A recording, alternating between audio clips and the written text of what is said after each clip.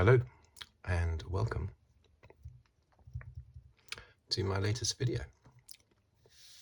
This one, as you can see, is looking back at the weekend's Belgian Grand Prix.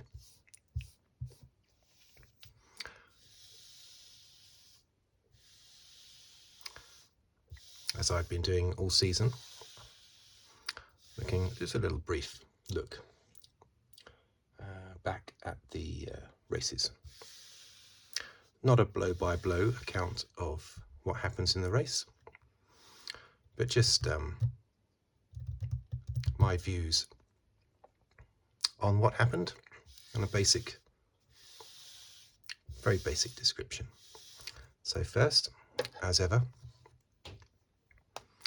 I'm going to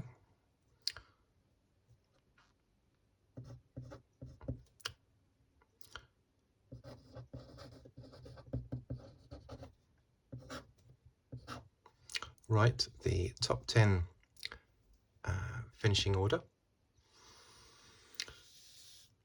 followed by the top 10 in the Drivers' Championship and the top 10 in the Constructors' Championship. Okay, so let's go.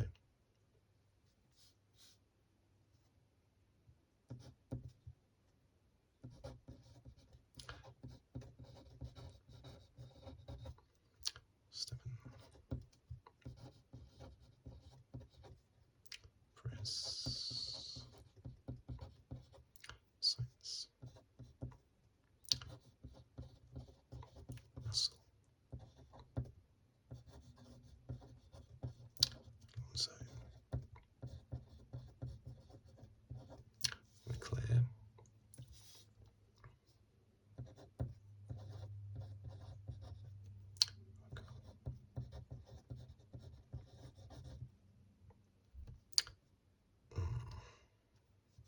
There's only one L in Vettel, isn't there? Silly me.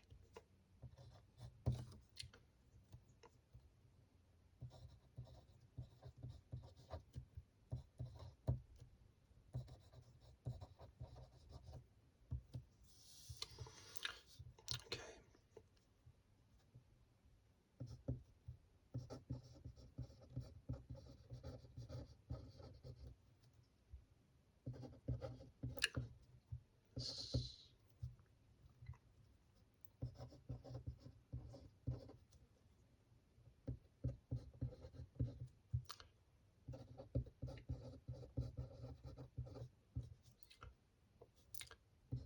Six.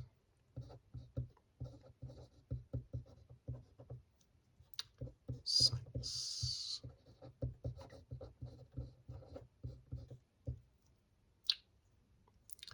$70.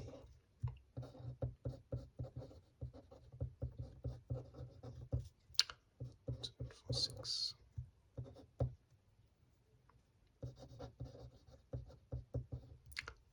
This is nicely in focus.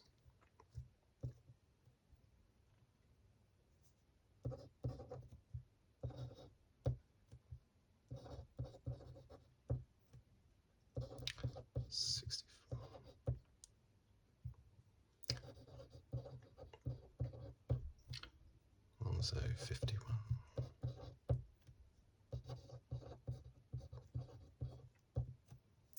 Just 46.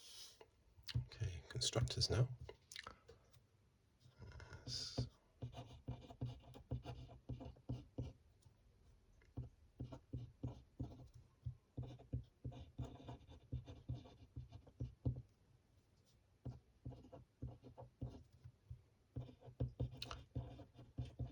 Mercedes.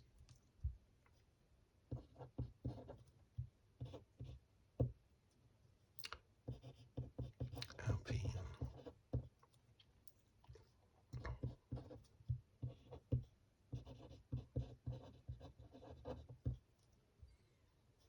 Okay, 95.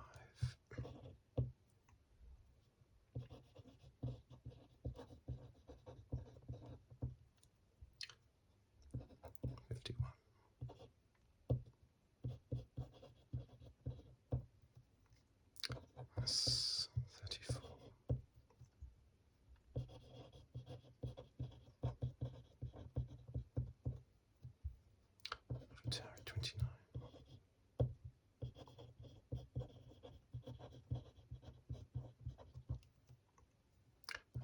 1924.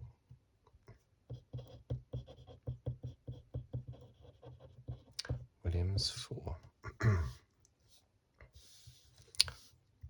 Okay.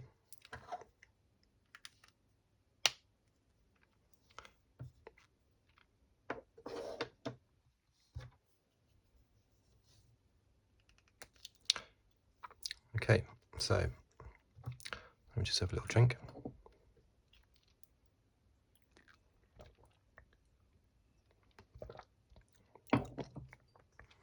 So, what do we make of that race?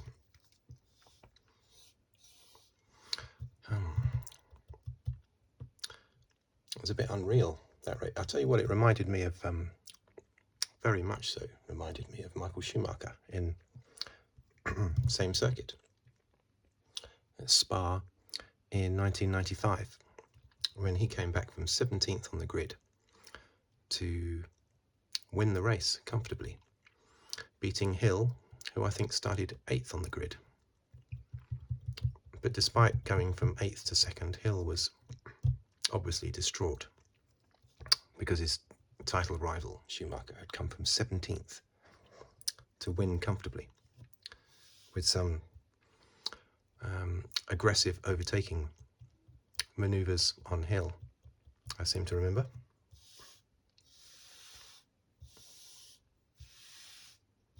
But yeah, so similar to that. Total and utter denomination for his 29th win, puts him 8th on the all-time winners list, a couple behind Nigel Mansell. That's incredible, the engine penalties. Mind you, I think he started, because Gasly had to start from the pit lane, I think Verstappen started effectively 13th, officially 14th, but he was 13th on the grid as they lined up. So he wasn't at the back of the field, because there were so many others at the back of the field as well, including Leclerc, of course. But early on, Verstappen got past Leclerc quite easily. And then it might have been, we don't know, but it might have been a tear-off, a visor tear-off from Verstappen's car that went into Leclerc's air intake, I think. Possibly it wasn't the air intake, but it was somewhere that it shouldn't have been anyway. Might have been from Verstappen's car, because Verstappen was pretty much in front of Leclerc at the time. So that's a bit galling if it was from Verstappen's car. But of course that pit stop that Leclerc then had to have just threw him off kilter, sent him down the pack, and that's why he finished nowhere in the end. But Verstappen, unbelievable performance. I mean, that's his 9th win this year out of 14 races.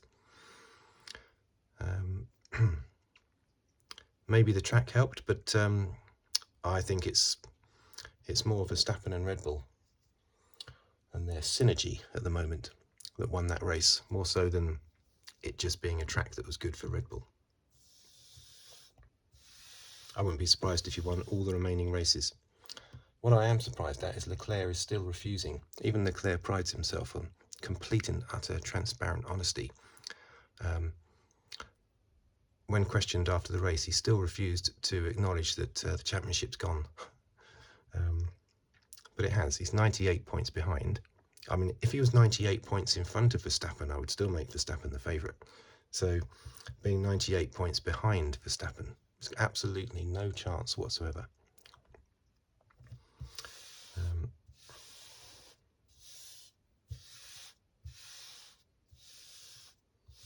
But anyway, he doesn't have to say the championship's over. It's not like it's something he has to say.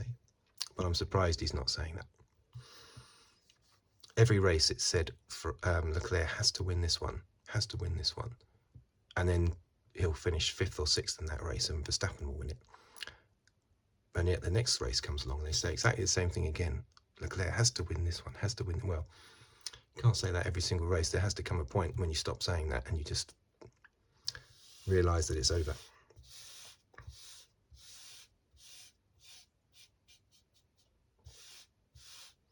But anyway, I'm not saying he shouldn't try and win races. Of course he should. But you know, you've got to be realistic as well, haven't you?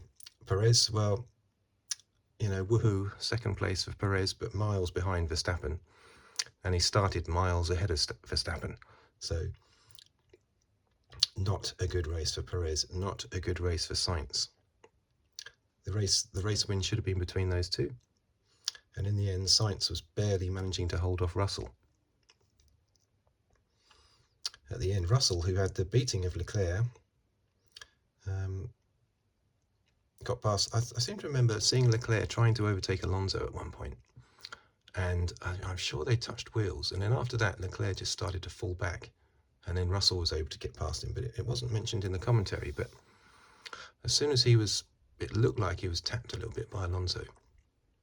He immediately started going backwards. Russell got past him, and that was it. Russell just finished comfortably well ahead. So a good finish by Russell.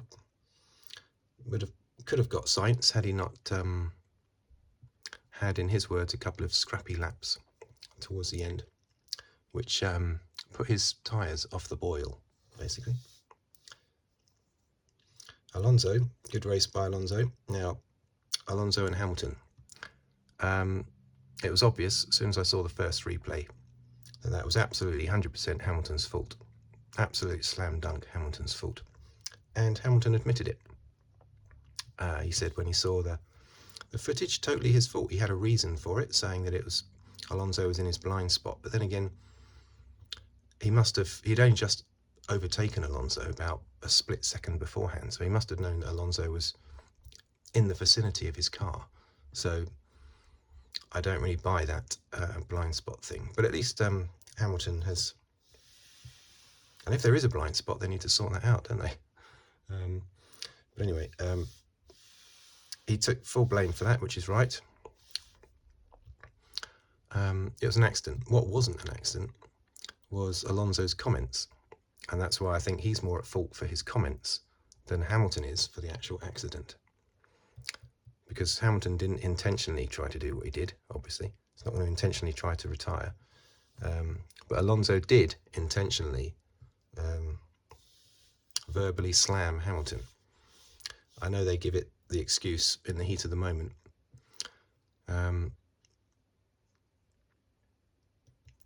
But it's not literally in the heat of the moment. You could have a swear word can slip out or something in the absolute heat of the moment, right when it happens. This wasn't. This was after it happened.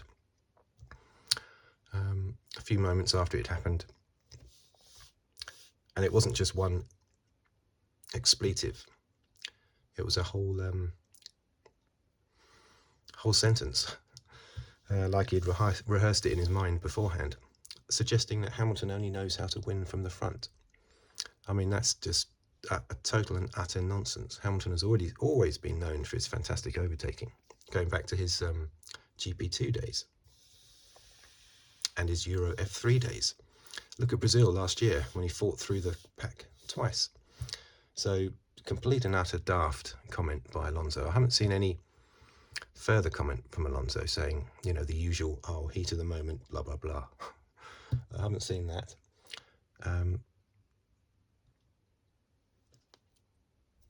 But yeah, total lunacy, that comment from Alonso. But I'm glad that Alonso was able, you know, didn't retire, because it wasn't his fault. So I'm glad he continued and finished fifth. I suspect Hamilton is as well, because he wouldn't want to be responsible for knocking Alonso out.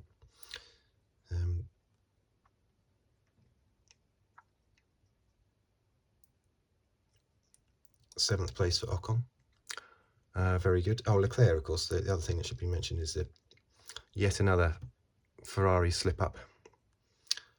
Bringing him in to do the fastest lap. He missed it by 0.6 of a second, trying to do it on the last lap. 0.6 of a second, but they brought him in too close to Alonso, which meant that he actually lost the place to Alonso, so he had to get past Alonso and then try and do it on the last lap. And for some reason, he was miles off, I think basically because Verstappen was in a league of his own. And then, of course, he did the speeding in the pit lane, so he ended up losing a place. I mean, it's unfortunate. You could argue that that's not a strategy error, because it was, as Leclerc said, it was his own fault, speeding in the pit lane. But unfortunately, with all the other Ferrari errors that there have been, strategy errors, this will be seen as another one of those, even though really it was Leclerc's fault. But they did bring him in too close to Alonso, and they should have known that they weren't going to get anywhere near Verstappen's fastest lap. And 1 point's not going to make any difference in the championship, believe me. So I would have thought it's not worth the risk of having a pit stop. So terrible for Leclerc. Ocon and Vettel. There was some good overtaking further down during that race. Lots of jousting between, was it Alonso, Vettel, and Ocon, was it? And Albon was in there as well, with his fast Williams down the straight. So there was quite a lot of jousting and some good overtaking manoeuvres in the second half of the top 10, basically. Some good stuff to watch that was. So Vettel had a great race, Ocon had a great race. Gasly, his first points for about 5 races. AlphaTauri have not scored any points for ages. So that was quite something. Gasly, as I said in my last video, has been invisible this year. And Albon, 1 point for Williams. They deserved that because they had a very quick car down the straight. So they did deserve that. No McLarens, of course.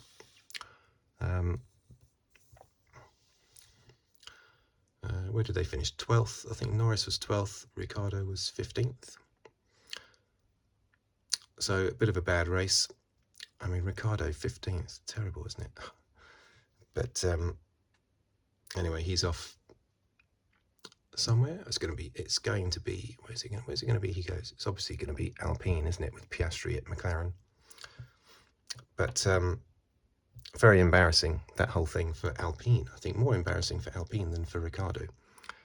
Imagine being a competitive team like Alpine. I mean, they're 4th in the Constructors' Championship. Yeah, over here, look, 4th. 4th in the Constructors, and yet a rookie, Piastri, has told them to get lost, even though he's already part of the team. Just have a little drink.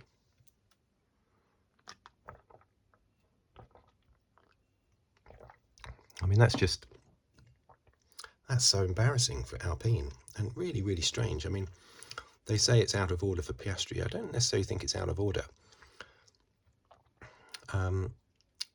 He's a rookie. If he gets a chance to race at McLaren, he's probably going to take that, even though Alpine are ahead of McLaren in the championship. You're probably always going to pick McLaren over Alpine, although you wouldn't have done a few years ago. So I don't think Piastri's out of order for doing it, but it's very embarrassing for Alpine.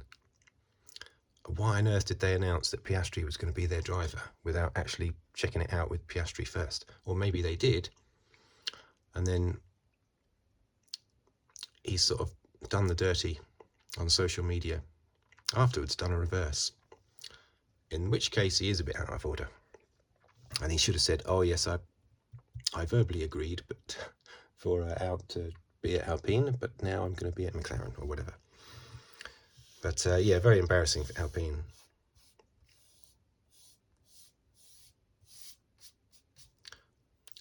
Embarrassing for Ricciardo, yes, but this, Ricciardo has to hope that Formula One fans realise that sometimes you just don't gel with the car. Like when Ricciardo went to Red Bull in 2014, was that?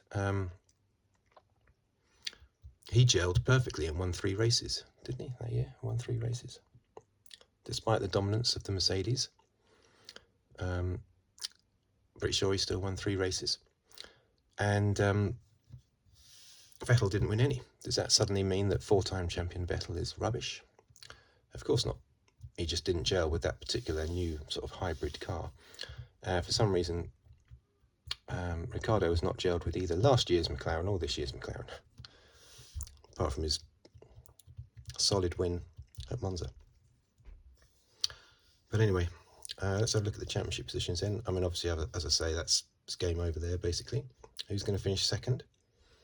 I think it's more likely to be Perez. He finishes second this year. Perez, Sainz and Russell, I think... I don't know. Who knows who's going to finish 4th out of those 2? I think now, with that retirement, Hamilton is destined to be 6th, which is a position he's held pretty much all year. Norris I would have said he's nailed on for 7th, but of late the Alpines have been heavily scoring and they're right behind him. So I can easily see Norris slipping behind those two. Or he could stay ahead, who knows. Bottas, he is one of only 4 drivers that has not scored any points in the last 5 races. The others being Joe, Latifi and Tsunoda. So that's terrible because Bottas was doing really well. He was holding 6th place in the championship early on for quite a long time. But no points of 5 races. I don't know what's going on there. But I did mention that a few races ago, how he seemed to have massively gone off the boil. And Joe was able to properly challenge him. So Red Bull, obviously they're going to win that championship. Who will finish 2nd?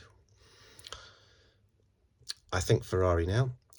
I think Mercedes, with that retirement for Hamilton, they've lost their chance now. Although they do have the more reliable car. So it's a possibility, but I would still say Ferrari. Runner-up spot, I think it's going to be Alpine. I think 20 points is too big a gap, really, for these two teams. 20 points is a lot of points for these two. So with Alpine still scoring consistently, I think they're set for 4th, with McLaren 5th. Alfa Romeo, they haven't scored any points for a while, but I think they'll still finish 6th. And, well, AlphaTauri might squeeze past Haas with a few 9th and 10th places, you never know. Obviously, Williams are going to be 10th.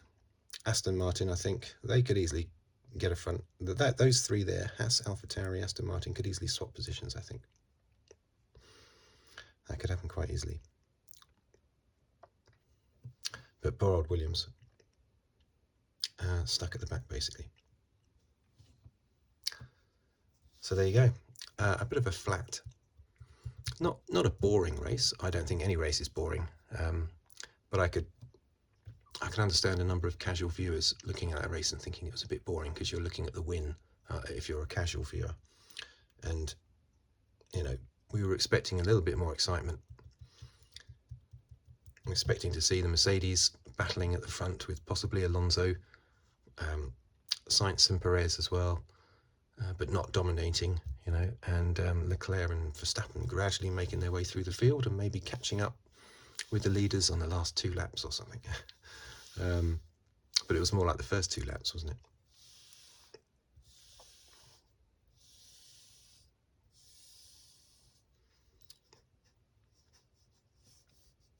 So there you go. I think I'll leave it at that. Thank you for watching. Thank you for listening. And if you'd like to subscribe, please do so. I'd love to see those subscribers. Any comments, gratefully received and responded to. And any likes as well, of course. And I will see you on the next video. Thank you very much.